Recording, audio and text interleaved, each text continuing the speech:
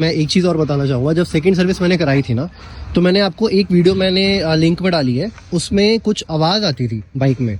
जब स्लो चलती है बाइक तो कुछ चूं चूं की आवाज़ करती थी, तो वो परमानेंटली अब सॉल्व हो गई है। बताता हूँ कैसे।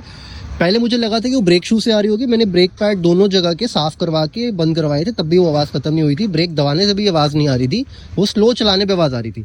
तो कल सर्विस सेंटर वालों ने क्या किया, उन्होंने चला के देखी, उनको आवाज़ आई, तो उन्होंने जो निपॉन का जिसके अंदर ये लगे होते हैं ना ब्रेक पैड, तो ये पूरा खोला, इसके अंदर से सब कुछ साफ करके, इसको प्रॉपरली अंदर साफ करके इसमें सॉफ्ट ग्रीस लगाई है। इसमें हार्ड ग्रीस आती है लगी हुई, तो उन्होंने सॉफ्ट ग्रीस लगाई, और जब से लगाई ना तब से मैं कम से कम 15-20 किलोमीटर चला चुका हूँ और वो आवाज़ दोबारा आई नहीं।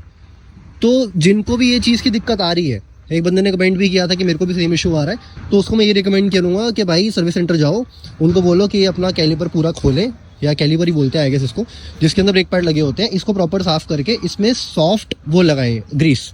ये हार्ड ग्रीस लगी होती है, सॉफ्ट ग्रीस इसमें लगानी ज़रूरी है। ठीक है, तो आपकी प्रॉब्लम हो जाएगी सॉल्व।